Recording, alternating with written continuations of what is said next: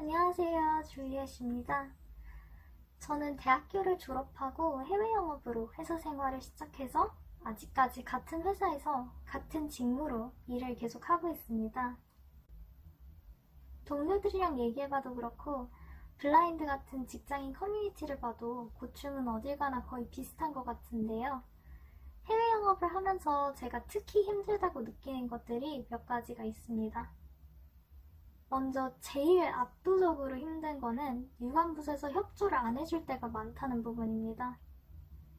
해외 영업이든 국내 영업이든 영업의 역할은 매출을 낼 수 있도록 조율하고 연결하는 역할입니다. 즉 고객사의 요청을 내부로 연결해주고 내부에서 회신받은 피지빌리티를 확인해서 고객사로 다시 연결을 해서 업무가 돌아가게끔 해야 되는 거예요. 근데 문제는 영업이 중간 협의자로 끼게 되면은 유관부서에서 푸시백이 어마어마하게 들어옵니다. 고객사가 조금만 어려운 업무를 요청하면 내부에서는 그냥 안 하겠다고 밀어내는 거예요. 제가 제일 흔하게 듣는 말들 중 하나가 협의해달라. 이 말 정말 자주 듣고요. 이렇게는 못하겠다. 프로젝트 잘라달라. 이거 매출 커요? 이런 얘기도 정말 자주 듣습니다. 사실 이게 업무를 안 하게 되면 매출이 그냥 안 나와버리는 건데 계속 못한다고 협의해달라고 하니까 힘들 수밖에 없는 거예요. 이걸 해내야만 매출이 나고 인센도 들어오고 회사가 차별화가 돼서 더 큰 매출을 나중에 더 많이 끌어올 수 있는 건데 이렇게 돈을 직접적으로 보지 않는 다른 부서들 입장에서는 사실 일이 많으면 많을수록 힘들기도 하고 회사의 돈이 내 돈이랑 직결된다고 느껴지지 않으니까 보수적으로 나올 수밖에 없는 것 같기도 합니다. 그런데 이렇게 다들 일을 어떻게든 안 하려고 하는 상황에서 외국어까지 등장하게 되면 정말 해외 영업한테 다 미루는 거예요. 부서 예산으로 번역을 맡기는 경우가 잘 없어요. 어떤 경우도 있었냐면은 개발 쪽에서 번역을 했어요. 초월 번역을 직접. 그런데 이게 마케팅 자료다 보니까 마케팅에서 영어 최종 검수를 해줘야 되거든요. 그런데 마케팅에서는 저보고 오타도 확인 안 하고 그냥 내보내래요. 제가 이거 검수를 다 끝낸 게 아닌 것 같은데 문제가 있지 않냐라고 하면은 자기들 눈에는 문제가 없대요. 그래서 그냥 제가 스펠 체크랑 문법 검수 다 해서 그냥 제가 직접 나갔습니다. 고객사가 주는 영문 자료도 유관부서에서 못 읽는다고 하니까 저도 그냥 너무 당연하게 이제는 고객사에서 영문 자료를 주면은 직접 한글로 요약하고 정리해서 유관부서에 넘겨줍니다. 이런 것처럼 일단 유관부서가 안 해주고 고객사는 계속 해달라고 조르게 되면 프로젝트에 문제 생기고 제가 힘들어지니까 결국 목마른 영업이 우물을 파게 됩니다. 그래서 주인 없는 잡일이 업무 중에 은근히 비중이 커요. 안 해버리면 어떤 식으로 돌아오냐 하면 제가 안 해서 그 부서에서 저 때문에 못했다고 잡아떼요. 마치 모든 문제가 제 탓인 것처럼 책임이 돌아오는 거죠. 이렇게 내부적으로 협조가 잘 안 되는 와중에 고객사가 갑질을 하면 정말 의욕을 많이 잃게 됩니다. 유관부서가 뭐는 되고 뭐는 안 된다는 식으로 피지빌리티를 확인해줘야 되는데 그걸 고객사한테 가져가면 빠꾸당하는 경우가 정말 많거든요. 사실 고객사들은 당연히 모든 게 자기 맘대로 되기를 원하는데 안 되는 부분이 있다고 하면은 당연히 싫긴 싫겠죠. 좀 교양이 있는 고객사들은 너네가 전문가니까 너네는 뭐든 할 수 있으니까 이런 이유로 어떻게든 되게 만들라고 압박을 줘요. 그렇게 안 하면 프로젝트 성사가 안 된다는 식으로 이제 갑질이 좀 커지는 거죠.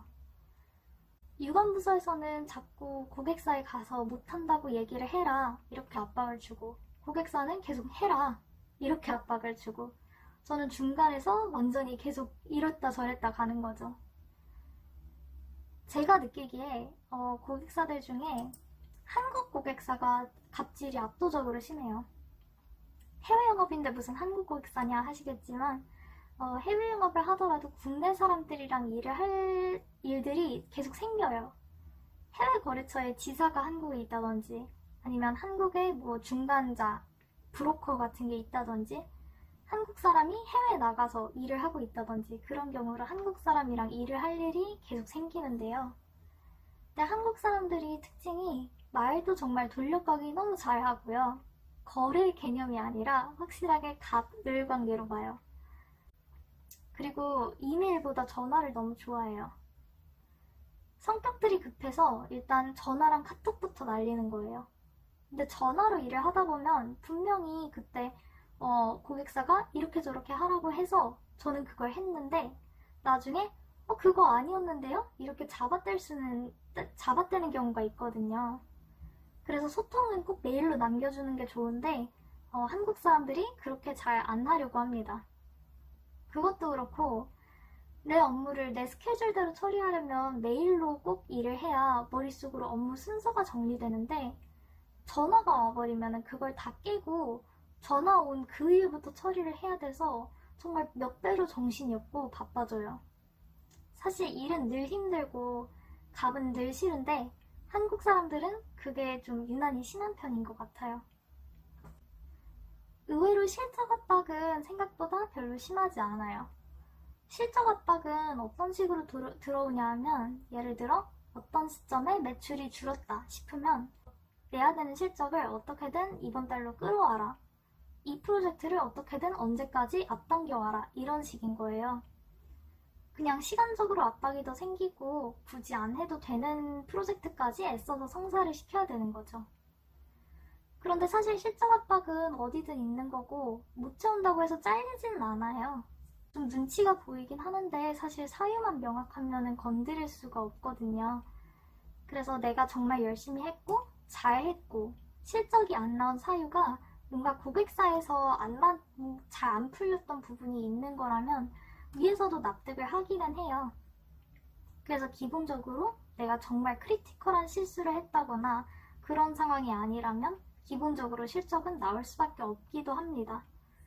위에서도 그냥 회사 구조상 아니면 고객사 특성상 어떻게 잘 안 된 걸로 비상식적인 수준의 모욕을 준다거나 강제로 야근을 시킨다거나 그런 압박을 주지도 않고요.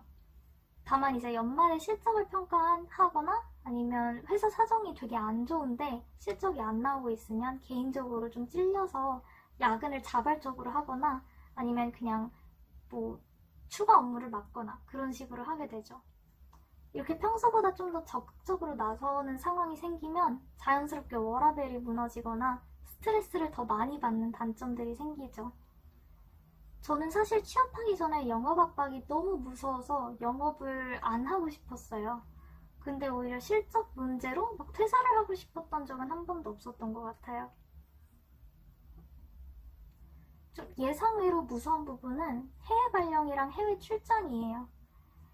일단 출장은 호불호가 좀 갈리는데 저는 출장을 정말 싫어하는 편입니다.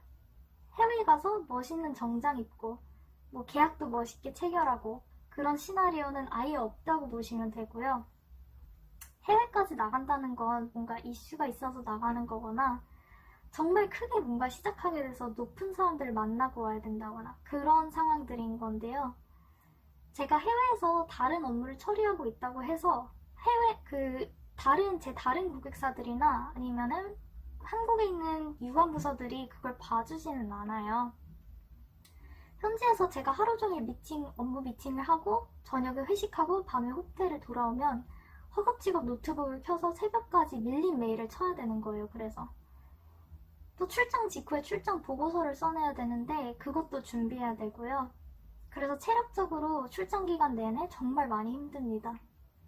출장이 보통 짧게는 이틀, 길게는 일주일 가는데 그 기간 내내 거의 쪽잠으로 버티고 24시간 일하는 수준이라 체력적으로 정말 많이 힘들어서 제가 조금 무서워하는 편입니다. 해외 발령은 사실 제가 해외 영업을 지원하면서 아예 생각도 못한 부분이었어요. 저는 강제로 발령내는 게 아니라 되게 능력 있는 사람한테 회사가 먼저 제안을 하고 그 능력자가 오케이를 해주면 나가는 그런 건 줄 알았거든요.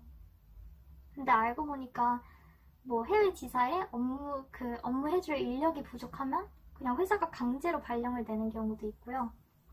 주재원을 좀 하다가 한국에 다시 돌아오고 싶은데 사정상 계속 연장해야 되는 그런 경우도 있더라고요. 저는 엄청 집순이라서 저희 동네 밖에도 나가지 않는데 해외 나갈 생각은 더더욱 없거든요. 그래서 만약 저한테 그런 상황이 오게 되면 그냥 바로 사직서를 내야 되겠구나 하는 두려움이 좀 있어요. 아까 말했던 실적 압박도 좀 관련이 있는데, 예를 들어 제가 의지랑 상관없이 실적이 눈에 띄게 저조해지면 선호도 낮은 해외지사로 발령이 나기가 딱 좋겠다 싶더라고요. 약간 막연한 두려움인데 매년 생각하게 되는 부분인 것 같긴 합니다. 제가 일단 생각나는 것들만 이렇게 말을 해봤는데, 분명히 해외 영업을 하면서 힘든 게 이것만 있는 건 또 아니거든요. 좀 더 정리해서 생각이 나면 다른 영상도 만들어 보겠습니다. 시청해주셔서 감사하고 다음 영상에서 뵙겠습니다. 감사합니다.